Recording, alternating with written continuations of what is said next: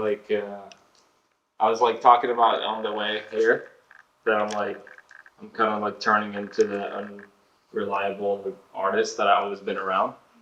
The unreliable artist? Yeah. I feel like I'm reliable because it's been too much and I haven't been on top of stuff. And it doesn't feel good because usually I feel like I'm on top of stuff. Yeah. I just don't want to turn into the artist that I've always been around, you know, that I have to deal with. And now now you're the one. Like I have a filmer and now I'm in the front of here and then like it's very humbling to have you guys though. It's just like, to have like a team to like, put it together. But like, remember, it was like a year ago we started. Yeah. Was it a year ago? Yeah, like just maybe a bit more than a year. Yeah. I had the drawings a year before that. Yeah. And then I wanted to do a sample. I was supposed to doing a sample. And then we started talking. And I was like, this totally makes sense to do with you guys instead. It's like, I mean, and it turned out to obviously like way better than I could do myself. Imagine how many art pieces there are since like thousands of years. I can't believe nobody ever made a bag for it. It's actually insane. Yeah. Every time I bring it up, like people are like, that's not a thing. Every time I say that, it's like, oh, you sell an art piece for like, 10 grand? Yeah. And you deliver it in bubble wrap? Yeah. And they're like, that makes sense. Yeah. But then you buy an iPhone for like €1,000. Right? And you expect it to be like a nice, snug packaging and like. Yeah, I really feel like I am solving a lot of problems with this. Like it's from the whole experience of things, and it's not even like only the artist. It's the transportation, it's the galleries, it's the artist, it's the consumers of art or the buyers of art. If you like talk about the whole aspect of things, like it is actually taking something that is not there and putting it into existence, even though bubble wrap and all these things that has like totally worked fine, but I would say it's a revolutionary product. I really feel like it is. So I really just hope it's gonna be a product where people can appreciate and it can solve a lot of problems. Yeah, I've already done that for me, just having a sample. So I can only imagine what joy this bag will bring. We decided to drive to Bergen. Even though it was way too late to drive for 7.5 hours, not including stopping or charging. But I gotta get to Bergen and I gotta be there kind of early tomorrow to sign all the paper prints before they get framed before the pre-opening on Wednesday. So I didn't really have a choice. I had a choice technically to drive the halfway today and halfway tomorrow, but I just want to get there, so. You think it's gonna be different seeing it now than the Oslo exhibit? Yeah, I mean, now it's with a gallery. I don't have to like do too much myself. Last time I did everything myself, which was terrible, but amazing, super rewarding. I presented it exactly how I wanted to present it. This one is gonna be as dope in a sense, but it's just a different setting. It's gonna be different, but it feels right. And I just been holding myself back a little bit maybe, and I feel like me not doing galleries, I wanted to do everything myself from when I started this selling prints 2014. So it is kind of a big deal to like do a gallery, to be honest. It's me kind of, let's say, letting go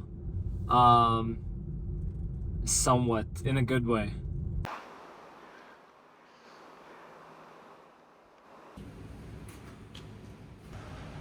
So when did we arrive last night? 4, I think. Right? 4 a.m. Ah. Need to sign all the photos because they need to frame it by tomorrow.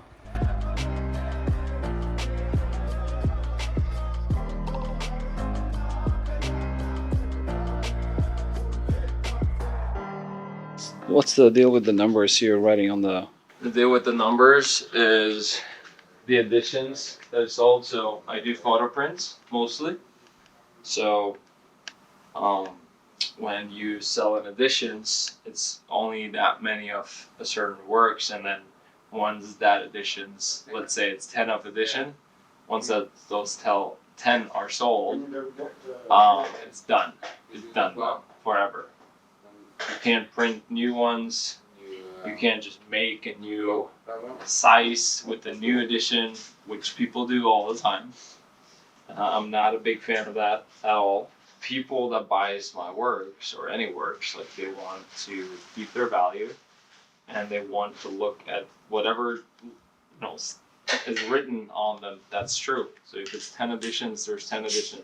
You can have one artist proof. You can maybe have one test print for yourself. But other than that, it stops. So whatever's printed is printed. I feel like I'm used to now to sign. Yeah. But it's one of those like things that it's always fun. It always just feels official, you know? Yeah, it tracks really well.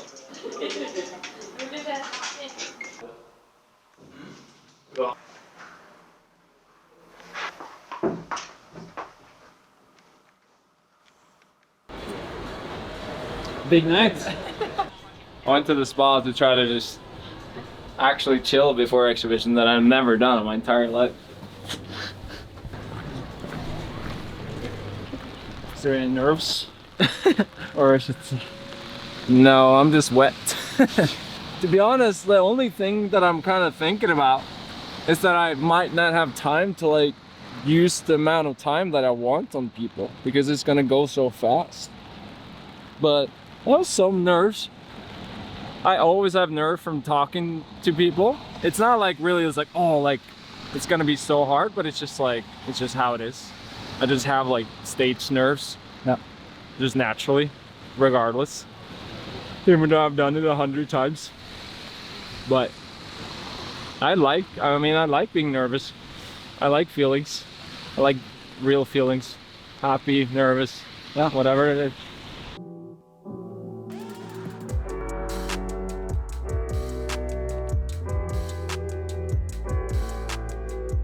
Det er mye jeg skal si om den serien her. Det er hjertebarnet mitt. Det er jeg gjør sykt mye forskjellig. Jeg har gjort veldig mye forskjellig. Jeg tar veldig pride at jeg har gjort mye forskjellig. Det her på en måte en sånn melting pot av på en måte det jeg står for, og sånn jeg vil gjøre det. Og det har vært veldig sånn viktig for meg å på en måte gå inn i kunst generelt, og gjøre det på en måte den mest ukompromissløse måten jeg kunne gjøre.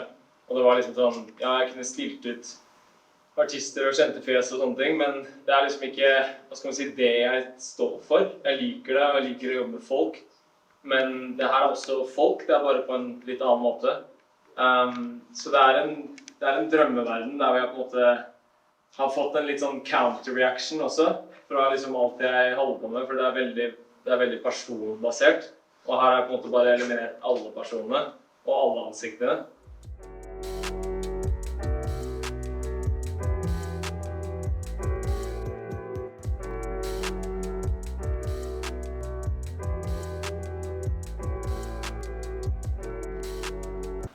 Yeah, I've just sold a bunch of prints. I don't know how many yet, but I've signed all of the sold ones and all of the photos that will just be hanging here when I'm leaving. So I can make sure that they are actually personally signed by me, even though I'm not here. It's the first time I ever like signed that many prints at the same time. Like, and I was like, you know, I care about the personal touch, and like to do that on every single one once you reach a certain scale, it's crazy. But hopefully I can keep it. But it's like one thing that I really felt for under the exhibition as well, and still kind of feel for, it's like once I start to reach like the final editions, which a lot of the photos has like, I'm on the final editions and some are like gone. And I just like, you start to think about like 80 years from now that like some of them might live for that long. And some you just obviously want to like get a closure on and you make new stuff. But some like I was like, fuck, like I kind of want this photo to like live for a very long time. And maybe I even hold that one edition that I have left to like a collector's exhibition in like 10, 20 years even, you know? I'm in no rush to sell anything. That's the thing. Like, obviously I feel like obligated to sell when I'm in the gallery, but like, I don't really need to sell. Like, it took me like 7, 8 years to like sell out some of the other works that I had. And yeah, just like, I'm in a good position where I don't need to sell out or sell a lot because I make money doing my regular job. And I don't know if I even want to like do full only art, because I do enjoy the other side too. So it's like two sides of it. It's, you want to like, oh, you're on like the first edition. It's like, oh, I want to sell. And then you come to the last one. I was like, wait. And then you like really start to like, oh shit, like I really need to like look at this photo and like think ahead. So yeah, it's an interesting process. But I'm gonna try to get some sleep, but I have an after party, so.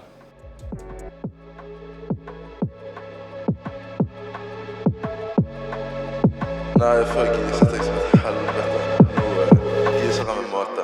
Tråkigt spår i min by, jag satt en standard plus 10 standard minus dette andre saker. Husker jeg tok en godisplater, så løpte vekk som en rakker. Jeg tenker enda på de stakkars vekten som jeg slipper. Jeg skylder enda et par folker. I fjorden snakker de om at jeg ikke er på stell. I fjorden snakker de om meg som om jeg var en helt. Puster dypt inn, dypt ut, puster tomt.